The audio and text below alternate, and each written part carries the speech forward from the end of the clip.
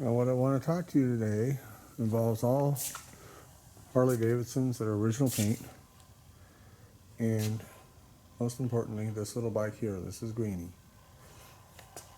and as you're aware, I have, through luck, managed to acquire 9 original paint knuckleheads, which are sitting here in this little trailer, waiting for the time when I can take them out and put them on the floor of the new shop. Here, safe and sound, waiting for the moment. So I'm still dealing with Emerson dust, so I can't have them out, and I still have to fine tune this floor. It's going to create more dust. So until I do that, they're not coming out. Plus I have to organize the rest of the shop. But they're here, safe and sound, waiting for the moment.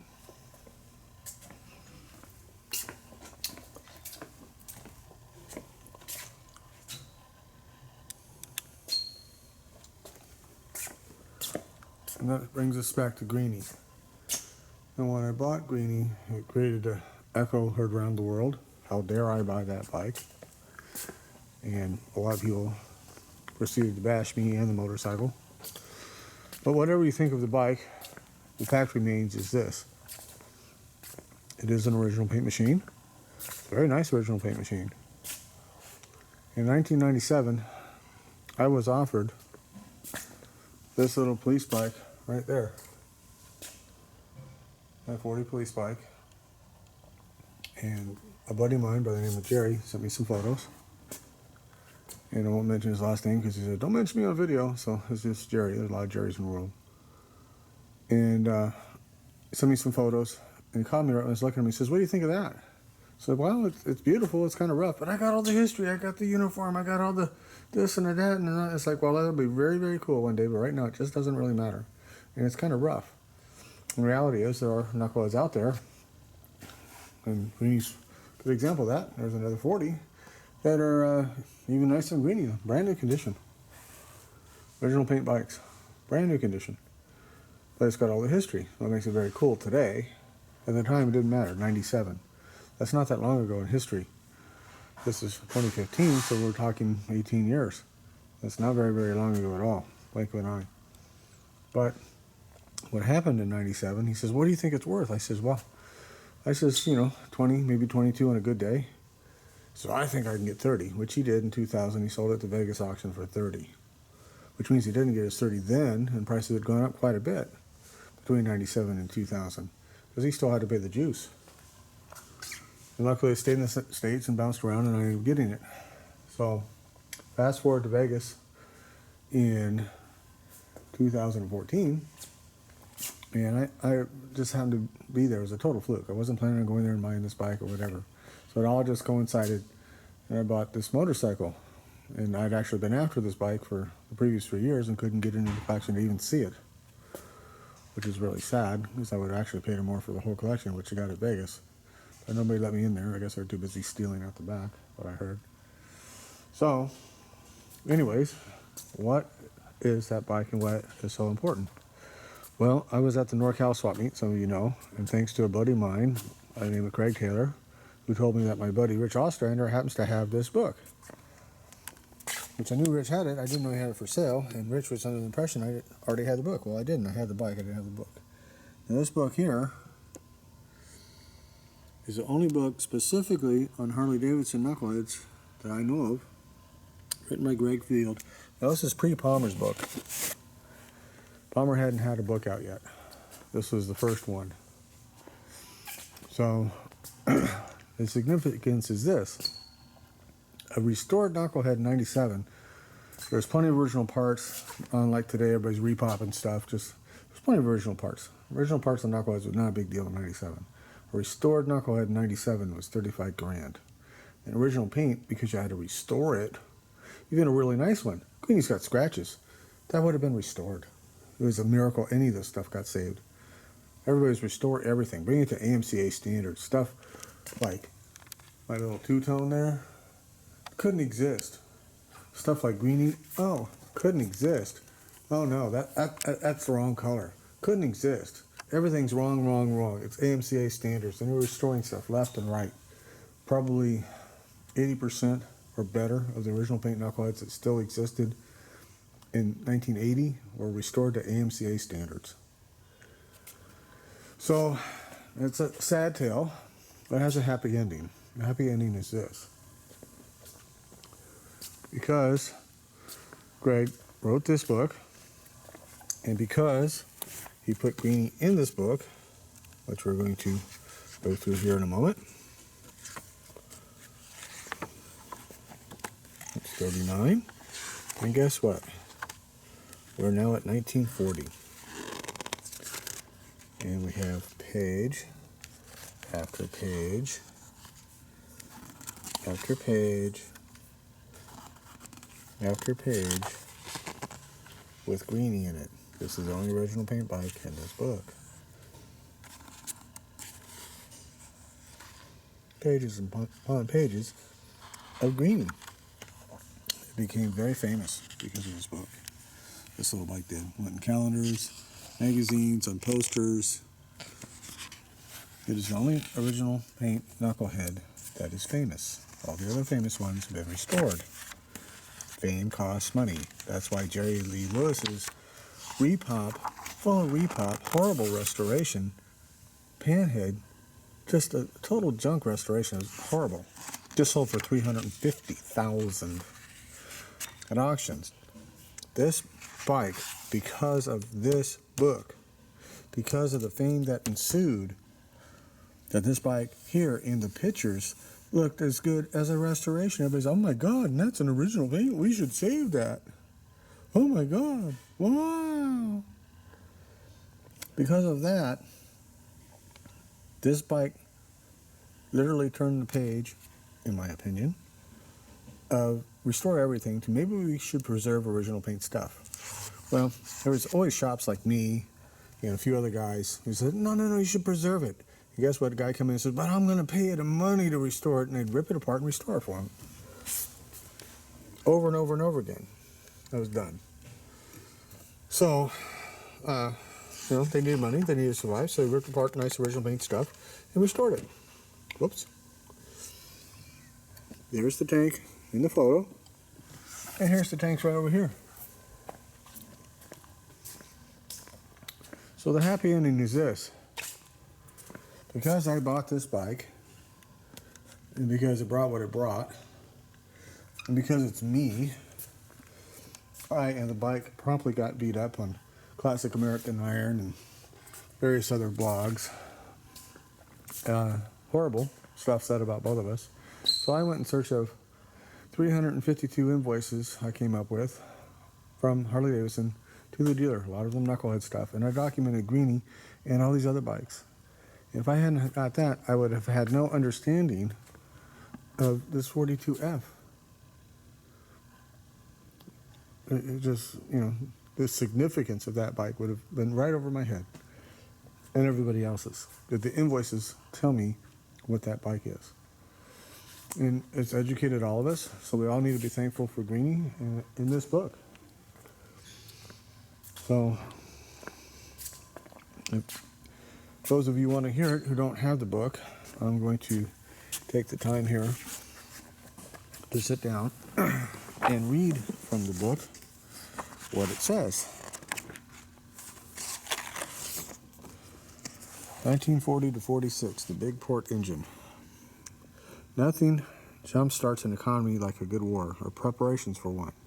The United States had been gearing up for several years. On September 1st, 1939, as Harley Davidson began assembling its 1940 models, Hitler took the final irrevocable step toward World War when his troops invaded Poland. The U.S. economy really came alive in the fall of '39. As defense spending rose, the factories struggled to meet the demand for war material for the United States and Allied forces. Ever eager to do its part, Harley Davidson was already hard at work designing the WLA and other military motorcycles that kept it busy during the war years. The United States was not yet in the war, however, so HD did not neglect its civilian lineup. For 1940, the company introduced the first extensive revamp of its crown jewel, the 61 overhead valve, since the design had stabilized for model year 37. Window to the world, 1940. Not relishing the job But realizing that the coming conflict would require a steady, experienced hand at the helm, FDR ran for an unprecedented third term as president. In November, he won in an electoral landslide. Now here it says, after the war, civilian production gradually resumed.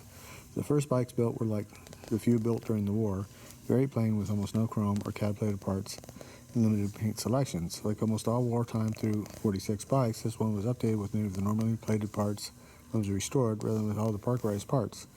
It was also given a non-standard two-tone paint scheme using the two regularly offered colors available during that year, red and gray. On February 5th, 1946, the gray color was replaced by skyway blue. It was owned by Larry Engersether of Wisconsin. Now, all the books are full of misinformation. Nobody knows it all, not me, not anybody else. Even the new Palmer's book is horribly inaccurate. So, the reality is this. They made at least 40,350 knuckleheads. They had running changes throughout production. Nobody wrote it down. And they used what they had when they needed to use it. End of story. End of argument. And if you want to continue arguing, show me your documentation or just, shut up. So, in Britain, Winston Churchill replaced Neville Chamberlain as Prime Minister, became the symbol of British resolve to fight and win. On the continent, the Nazi blitzkrieg rolled on, overrunning Denmark, Norway, Holland, Belgium, Luxembourg, and France. Soon after, the Battle of Britain began as German planes daily attacked London. Relations between the United States and Japan continued to deteriorate as the year went on, and accelerated in July when FDR banned export to Japan of scrap metal and oil. FDR vowed to turn America into the arsenal of democracy. Earlier in the year, he asked for and got the funds to build 50,000 warplanes. July, and asked for and got $4 billion for 2 Navy warships. November, he convinced Congress to agree to allocate half the military production to England. Realizing late in the year that it takes soldiers, not just planes, tanks, and ships to win the war, Congress passed the Selective Service Act, instituting the first peacetime draft for the United States. Fred Ham, the California bike cop who set the 24-hour record in 37 on a knucklehead, was killed on December 9th when a car crossed in front of his bike during a high-speed chase. 1940 knucklehead. The overhead valve big twin model line for 1940 included only the high compression 40EL Special Sport Solo, the medium compression 40ES twin with sidecar gearing. For the second year, the special police package was offered, but for a 40, it included only the 3-speed transmission and medium gearing, not the medium compression motor. All motors listed at a retail of $430, $5 less than $39, and had to be ordered with one of the option groups at additional cost. For 1940, the option groups were reshuffled and a new one was added. The standard solo group was no longer offered and displaced the most basic trim package taken by the new utility solo group. Included in this package were only the most rudimentary options, such as front safety guard, steering dampener, jiffy stand, 4-ply tires, which should have been included at the base price, but were $11 extra. The basic package for sidecar and package truck machines was renamed the utility group and included the front safety guard, steering dampener, and 4-ply tires for $850. The mid-level option package, also new, was the Sport Solo Group, which included front safety guard, steering dampener, jiffy stand, that's a side stand, air cleaner, you had to pay money for that air cleaner now, trip odometer, fender light, chrome rims, chrome exhaust pipe covers, colored shift ball, and 4-ply tires, all for $22.50. Now we're going to stop here because of this air cleaner. See, Greenie has this little black air cleaner, and if those of you were watching, you saw me take some of the paint off because this air cleaner at one time was repainted, I assume, for Wayne Pierce's museum. It was actually a chrome one that somebody bead blasted, unfortunately. And I was hoping it still had the original chrome under it. So I do need an original chrome or black air cleaner, 6-inch. But everybody was whining about it because what's it got the long manifold for? That didn't come out till 41. Well, for all you whiners out there, kindly explain to me why Harley-Davidson Motor Company has a 1940, brand new, never been run, on the floor, off the line, with a 7-inch air cleaner on it. I guess they came out with it mid-year. Whoops. Go back and do your research. Styling changes. With model year 1940 came the first major restyle of the knucklehead. Unlike earlier styles, this was one more than paint deep. The machine's look was modernized through use of revised gas tanks, new tank emblems, all new footboards, and a reshaped toolbox. In other words, no more square toolbox, but you can get it for 40. Revised gas tanks means the petcock is through the tank. There are just two on the bottom. Okay, new tank emblems. That's this here. All new floorboards. That's the half moons that were available to early '65. Overall, the restyle could be called speedlined and streamlined. The styling cues set on the first series of knuckleheads, those set in 40, would be resurrected by the company in later years, most recently conspicuously on the '97 Springer Heritage Songtail. This bike, the 40 knucklehead, is what they designed that bike off. And you can see when this book was written, most recently. You can tell it came out in '97. Tanks and fenders. The most obvious styling changes was a new paint scheme and tank emblems. Gone with the 1930s was the Art Deco tank transfers that had fit the mood for the prior decade so well, replaced by teardrop-shaped emblems and chrome-plated stamped brass. The company name is debossed down the center line of the emblems, and the name is framed above and below by a pair of tapered speed lines. Speed lines are painted black and letters are painted red. This emblem is correct for 40 to 46. Each gas tank was fitted with a single horizontal mount for the tank emblem. Now what it's saying here is, right there, left for 1940, the knucklehead was styled and given updated cylinder heads. This unrestored machine is owned by Wayne Pierce Sr. and Wayne Whiz Pierce Jr. of Pierce Harley Davidson in DeKalb, Illinois. I was in DeKalb, Illinois, 3 years. And, oh yeah, they got a green one over at the museum, and they wouldn't let me in. I could not get in to look at the collection, could not get in the door. And it shows up in Vegas. I'm like, oh man, that's the bike I've been changing. Oh wow, that's the bike in the book. I didn't have the book. My buddy Vinny Martinico brought me the book, and I looked at it and I put all the pieces together. I bought it.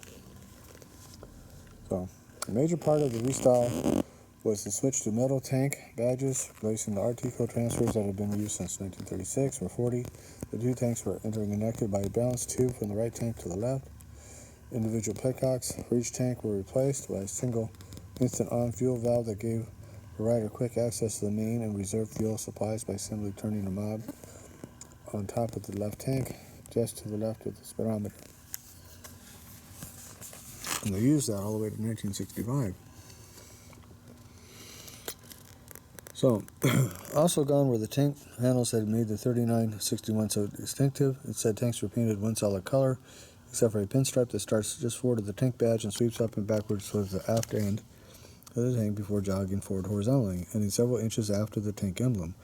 Overall, the pinstripe suggests the projected shadow that frames the emblem perfectly. Standard colors were black with light red stripe, clipper blue with white stripe, squadron gray with bittersweet stripe, light red with black stripe, and police silver with black stripe police only. Fenders were painted the same color as the tanks and were fitted with the same classy stainless steel trim stripes as in 39. So that again brought an argument. What's it doing that color? Gotta be a repaint. Well, as I showed you, you can order whatever you want. Paint's from DuPont. Doesn't have to be a Harley color. If you don't like that, we'll paint it with your paint. No problem. Just pay us the money. If you don't like what you ordered, we'll do fancy graphics. If you're unhappy by the time we ship it, we'll rip it apart and redo the graphics to your design and just charge you more money. This is 1938's Hollywood Green. End of story. End of conversation. With a chrome package. In this chrome package, most of it's nickel. How do you get nickel? You ask for it. It's right in the special instructions. Whatever you want, write it down. We'll give it to you. We'll just charge you money. In addition to the tank emblem, the left tank features the instant reserve fuel valve, an innovative feature that controls the flow of fuel from both tanks through one valve, replacing the separate petcocks that have been standard since '36. This new valve makes it much easier for the rider to turn the fuel on and off, especially to access the reserve fuel supply without burning his or her hands on the cylinder head. The valve mechanism is firmly enclosed within the tank, with only the knob visible on top of the tank just to the left of the speedometer. Unscrew the knob to the top of the threads to access the main gas supply, lift the knob up, and away from the tank to access the reserve. A spring-loaded neoprene backing holds it in the reserve position, where reserve capacity is the 3/4 gallons. Left and right fuel tanks are interconnected by a coiled balance line that attaches to a nipple fitting on the front underside of the right tank and the fuel valve on the left tank. They act as one tank when the bike is upright and draining. Unfortunately, they still act as one when the bike is on its side and being filled. The right tank is filled first. The gas will flow through the balance tube and fill the left tank too, and this tendency sometimes results in a bit of Harley hilarity. After their first fill, neophyte knucklehead riders often get a lesson on forget when.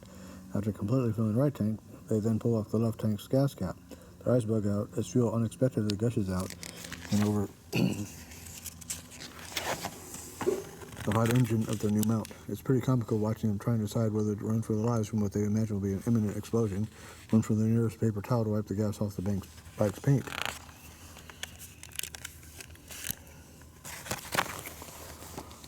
Unlike the balance line, the fuel line is an all-new part. It runs unbranched from a tapered flare nut fitting at the tank's fuel valve to a tapered flare nut fitting at the bottom of the fuel filter. This gas line was used only for 1940 and 41, and 42 the revised line was fitted with a side feed gas filter.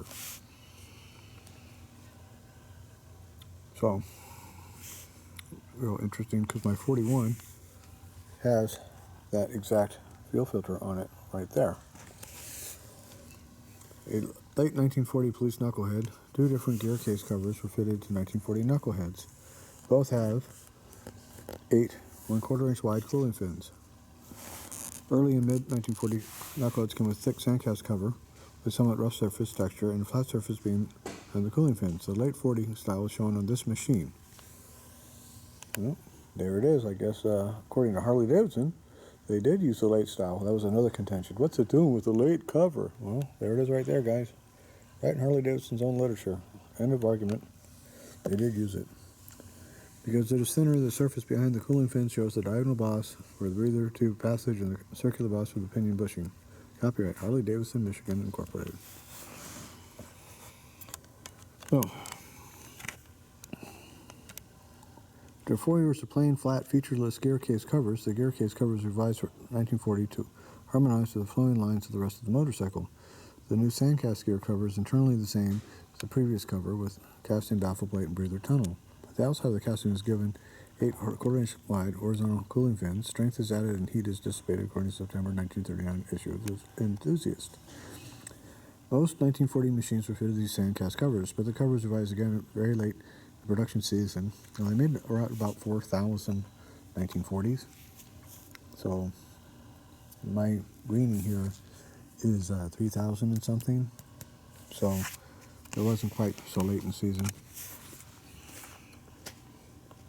But the cover was revised again very late in the production season, and the very last 1940 machines were fitted with a completely redesigned cover. This cover is die-cast, resulting in a smoother appearance. Externally, bulges for the breather tube passage and pinion bushing boss project beyond the base surface of the cover and not beyond the level of the ribs. Internally, a riveted-on baffle plate replaces the cast-in baffle plate used on the previous cover, and the word ALCO and the number 97-403 are cast in relief. This cover is correct through 1947. Over here, he's talking about Greenie. It says, this bike is reported to be an original paint machine, which means it must have been special ordered in this color. Standard colors for 1940 were Clipper Blue with white stripe, Flight Red with black stripe, Squadron Gray with bittersweet stripe, Black with Flight Red stripe, and Police Silver with black stripe. This bike has most of the features of the Chrome group for 1940, which is part of the Deluxe Solo group, included chrome-plated rims, handlebar, headlamp, instrument panel, relay cover, exhaust pipe covers, license frame, and top fender decoration. This machine also carries the airplane-style speedometer that's correct for 41 to 46 knuckleheads.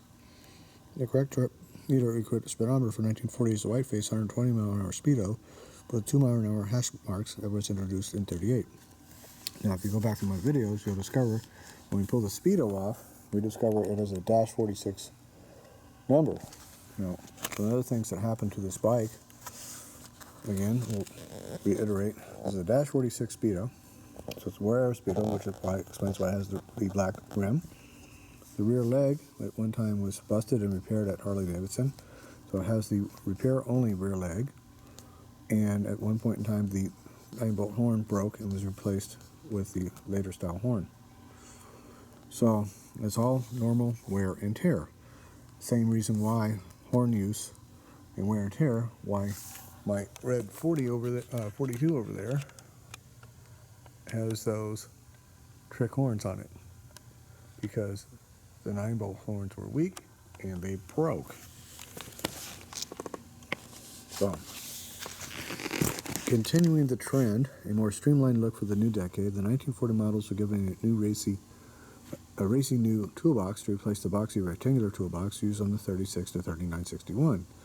And those who watch the videos, my Police 40 has the square toolbox. I know of another with a square toolbox, so you could get either one. Not a problem.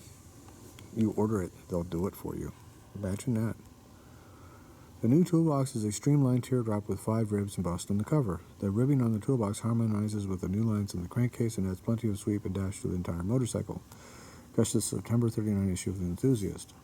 Unlike the previous toolbox, this one mounts horizontally, wide end forward. The taper of the box's top line gracefully following the 30 line of the top right rear frame tube. The cover is secured by a lock, and the toolbox is painted black. This style of toolbox is correct for 40 to 47 knuckles, and on the panheads through 57. For 40 only, the toolbox bracket is riveted to the frame's toolbox strap. On 41 and later machines, the bracket is a separate piece. Half moon floorboards. After the toolbox, the latest real square corners to be rounded were the floorboards, which were also redesigned for a more streamlined effect. The new floorboards are D-shaped and have redesigned rubber floorboard mats riveted on. With only minor changes over the years, these floorboards are standard on all Harley-Davidson Big Twins through 65. Now, most of the 65s I've seen, I hesitate to use the word all, but probably is all, had these square floorboards. So that's an incorrection on that part. There was an early in the year change, so I believe. Flatboards are parkerized for 40 to 42 and have rubber mats. At the same time, Harley-Davidson updated the floorboards that cured a nagging problem with the clutch pedal mechanism. On pre-40 clutch pedal assemblies, the pivot bearing cover rattled almost constantly because it was only loosely held in place by the pedal bracket spring stud and spring. For 1940, a revised clutch pedal bracket was fitted. The spring stud was threaded for a new nut to firmly fasten the cover in place. The bearing cover was revised to admit a step that had been embossed around the spring stud hole, and the hole was increased to 27/64 inch in diameter rather than 5/16 inch. The cover was painted black and the bracket was parkerized. Fat tires. It doesn't matter whether you're on a deuce coupe, hot rod, a lifted 4x4 truck, or a 1940 Harley. Fat tires can give the meekest machine the aura of performance. Usually the aura is all you really get, but the millions of sticker packaged performance cars sold in the 1970s proved convincingly that the look is all that most people really wanted anyway. The bike we're talking about here, the 1940 Knucklehead, was one of the early pioneers of this trend, but it was an accidental trendsetter. And actually, HD was following the lead of aftermarket companies such as Wolf and Golding. G.R. Wolf was first designing a special disc wheel and talking General into building a special 550 x 16-inch tire called the Dual 10 with squeegee action tread, and offering them for sale in April 1938 issue of The Motorcyclist. The Wolf safety wheel was custom built on the customer's hubs. A set of wheels, tires, tubes, and flaps sold for $59. They were heavy, though. Shipping was listed as 94 pounds. These wheels are shown in Eldon Brown's 1939-61 in this chapter. So we were just talking with a friend of mine about those wheels tonight. Those are the same wheels that were used on the TA and the XA, and there's the company right there. For 1940, fat 16-inch tires were made optional on all Harley-Davidson models. Before I proceed, I've seen 16-inch tires with Kelsey Hayes rims in 1936 Enthusiasts. So Kelsey Hayes, according to the pictures, was offering them at least that early, and people were putting them on afterwards. And that's who Harley-Davidson chose for their 16-inch wheels, was Kelsey Hayes. For 1940, fat 16-inch tires were made optional on all Harley-Davidson models. My invoices shows an extra $3.75. While style was almost certainly considered, the fatter tires were fitted for a more functional reason. The fatter tires could be run at lower pressure so that the sidewalls could flex more than those on the 18-inch tires, severing the effects of small road bumps and compensating somewhat for the lack of dampening on the front fork and for the complete lack of suspension in the rear. Problem was the frame's 28-degree steering head angle had been set up for the standard 18-inch tires, so machines fitted with the 16-inch tires didn't handle properly. At low speeds, the steering was heavy. At high speed, the front end gave poor feel and could easily go into a scary wobble on bumpy roads. Savvy riders cured the problem by having their frame bumped, then using a frame jig and press, or by simply hitting the frame's backbone just behind the steering head with a heavy mallet to increase the steering head angle slightly. Harley-Davidson even recommended that Its dealers resort to such measures to fix bikes with chronic handling problems, but I doubt the dealers really told their customers the disturbing details of the fix. Despite the handling problems, most riders opted for the bigger tires, probably because they liked the look, but opinion was mixed on the looks at the time, and still is today. More traditional riders felt that the fat tires disrupted the overhead valve sleek lines were the ruin of the fine handling machine. The factory liked where the customers liked, so fashion went out, and the 16-inch tires became standard the following year. As I alluded to earlier, the fat tires started a trend, and that trend came to be the great equalizer among American motorcycles. Greenie began fitting its machines with the fat tires in 41, transforming their looks and ruining their handling forever too. Now it's interesting, Harley Davidson offered at least as late as 1973 optional 18s or 19s. No problem. A few more horses. Styling, smiling, I say. The real changes of 40 were all inside the motor. This was a bike for the new decade.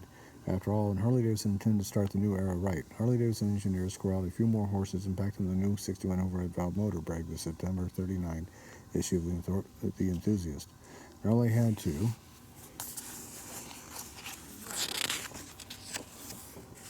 do to get those extra horses was open the gate a bit wider by enlarging the intake ports, intake manifold, and carburetor. Now let's go back to this page here. Here's Greenie here again, and it says, for 1940, half-moon floorboards replaced the rectangular floorboards that have been used on Harley Davidson since 1914. The half-moon footboards soldered on almost as long as the rectangular boards had until they replaced on the 1966 Shovelhead electrified with a new semi-rectangular design.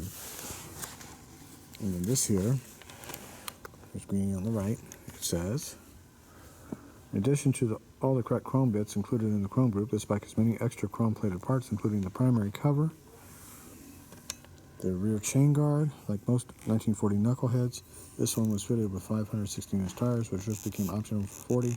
Fatter tires changed the look of the motorcycle. And as I mentioned, this bike has a lot of nickel. Dash is chrome, this is chrome, this is chrome. The rear stand is chrome. The handlebars are nickeled. A lot of really cool accessory stuff, cool orders. It was a special bike, this bike. And you can see at one time it had the winter leg windshields on it. And it also had a sidecar at one time because it has scratches on the frame. Somebody wrote it with a sidecar initially, at least at some point during the year.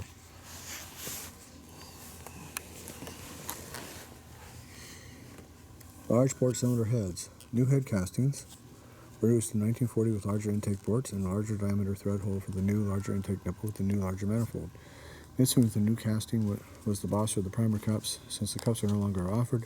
Except for these changes, the head castings were like the 1939 castings. These head castings are correct for 40 through 47 civilian knuckleheads, a few military overhead valves built, a unique set of head castings with small ports on large port castings. Interesting. Like the footboards, the toolbox was styled for 40 from its old rectangular form to a more rounded, streamlined shape. The black air cleaner was covered, shown as a wartime part. The optional air cleaner for 40 was chrome-plated. Actually, you could get them in CAD, or black, or chrome. So, like I said, Greg's book was a very good book for the time, but not one of them are completely accurate. Not at all. Let's see here. Carburetor intake manifold. Let's see.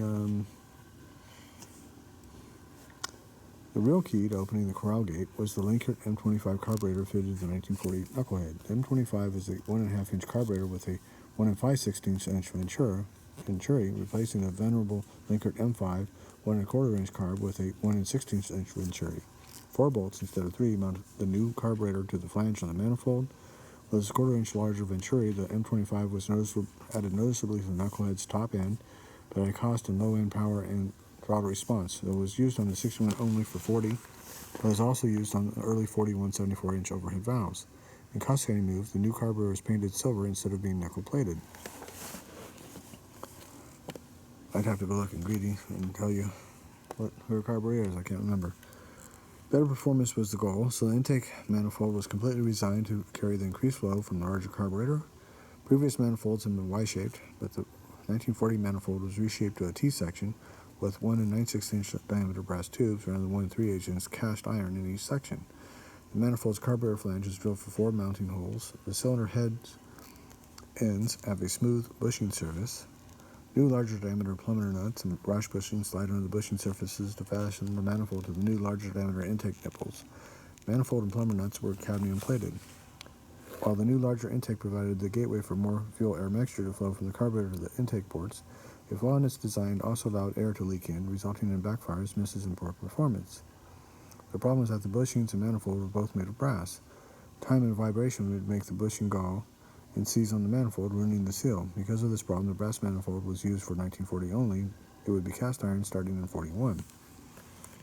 Other top-end changes. To handle the increased horsepower produced by the new carburetor intake track, the cylinder castings were revised so that the tunnels for the head bolts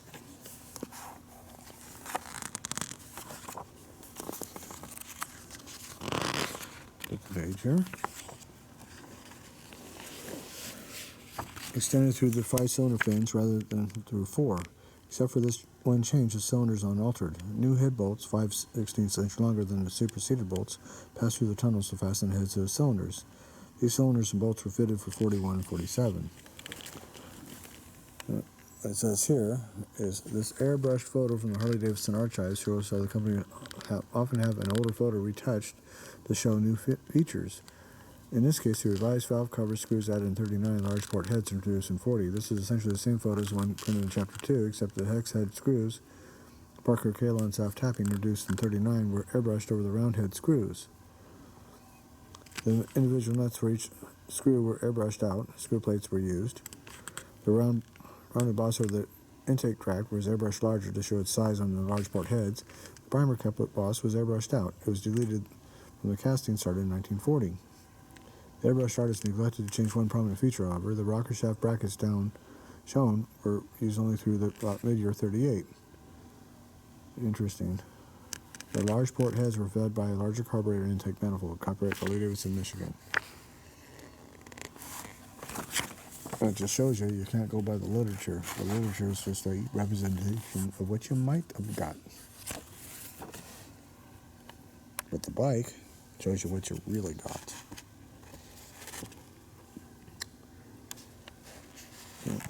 I assume that's by Wayne's dealership, but I don't know.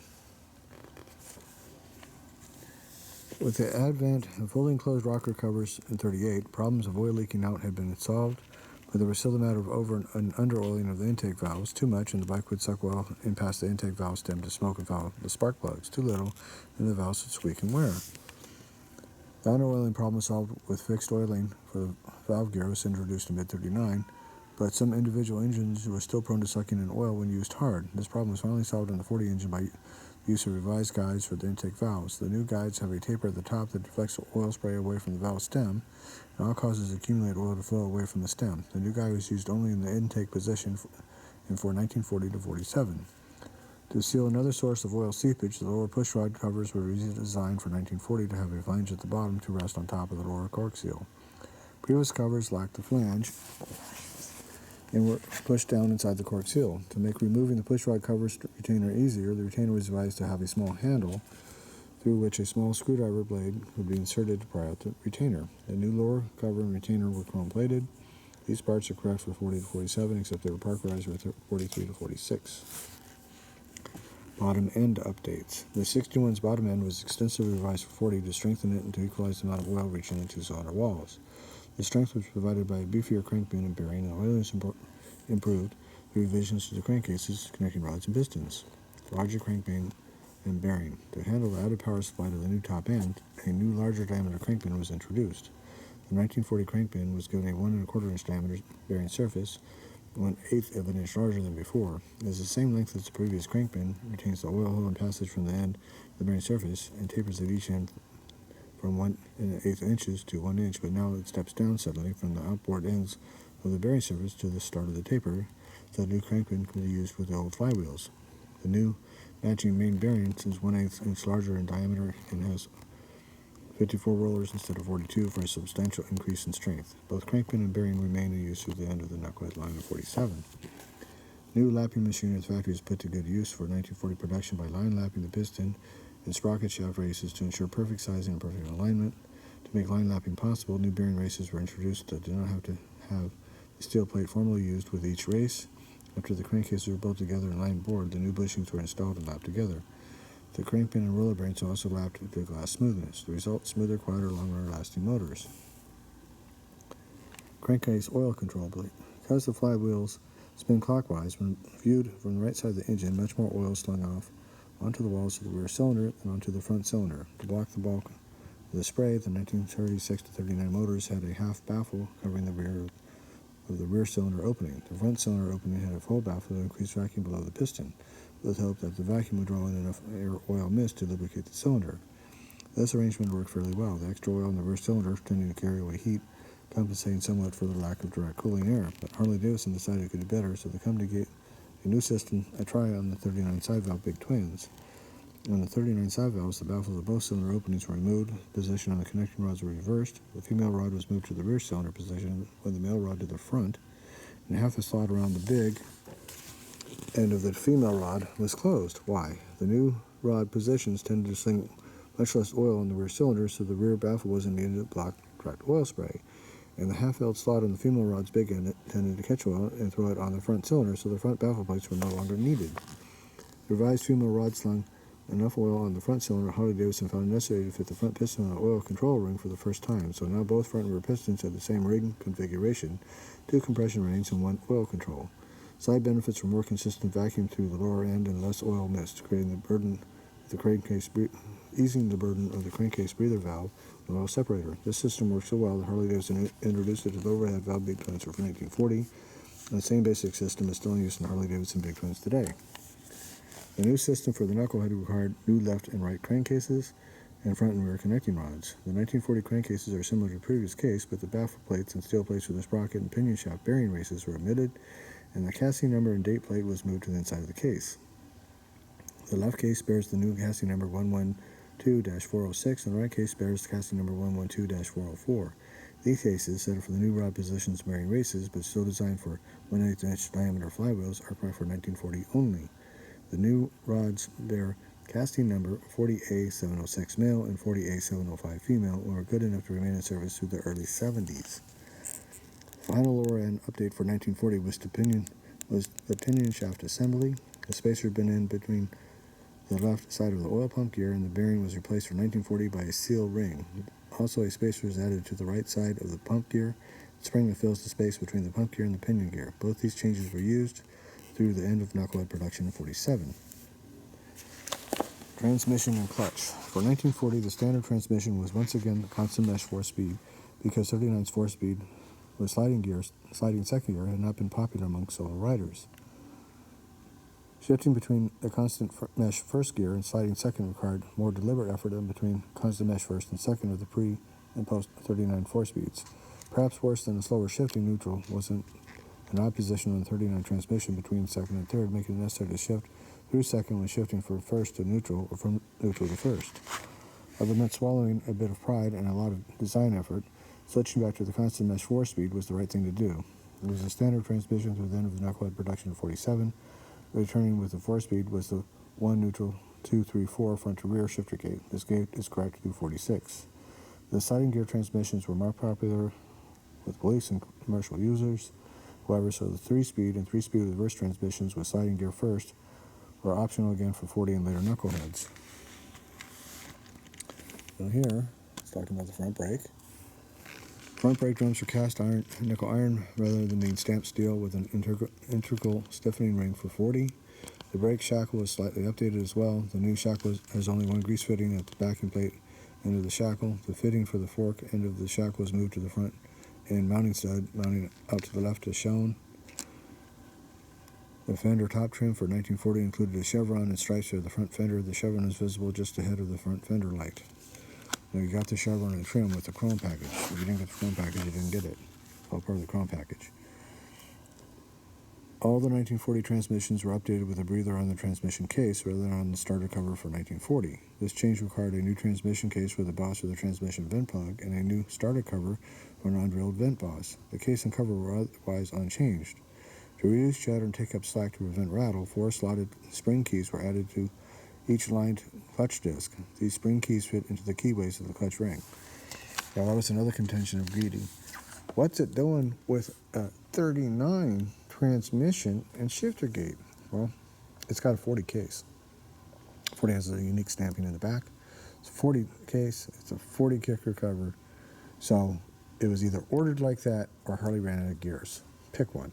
We'll never know because we don't have the invoice. So maybe the guy liked it. We don't know. But it came that way. There's no way in the world somebody rode this bike and replaced it in 1955 with 1939 training gears. It didn't happen. You're reaching. Frame. The only one significant change was made to the frame for the 40. A horizontal toolbox bracket is riveted to the frame's toolbox strap. Starting in 41, the bracket became a separate piece. The rear fender of the Pierce's 1940 Knucklehead shows the three fender top trim pieces were introduced in the Deluxe Solo group, an accessory rear fender tip, and aftermarket bumper. The saddlebags appear to be aftermarket too. The saddlebags are actually say Harley Davidson on. These are Harley bags. They were ordered. This here tells me these are 38 style bags with these emblems. That was a 38 deal, 39 deal. 39, I think. Come to think of it, not 38. I'm wrong there. So, people went into the dealership and says, "Man, those are cool. I'll take those. But stick them on." It's just on the shelf. They didn't look at some parts book. So it's amazing they lasted this long. I wish I still had the seat. It would have had a buddy seat. See the little clip here and all that. It would have had all that somebody took off at one time, and would have had all this stuff on the seat, on the buddy seat. I've never seen one. That is so cool. Front brakes were further refined for 40. The flimsy stamped front brake drum was at last replaced by a cast nickel iron drum with an integral stiffening ring to reduce vibration and chatter caused by the flexing of the drum. The stiffer drum allows the use of a new brake shoe operating shaft that is 9 3/4 inch narrower. It also made possible smoother, more uniform grinding of the braking surface for even smoother braking action. The front brake was still next to the worthless. The 1940 changes made it as good as it would ever get. This drum was used in all Springfork civilian big twins from 1940 to 49. Interesting, the Empire Electric Brake Company began marketing the Magdraulic electric brake for HDs, promising increased stopping power, the light touch of a woman's hand, all for $22, according to an April 40th motorcyclist. Front brake shackles and studs received minor updates to make maintenance easier. The fork end grease fitting was omitted on the shackle, replacing the grease fitting on the new nut that secured the shackle to the fork stud.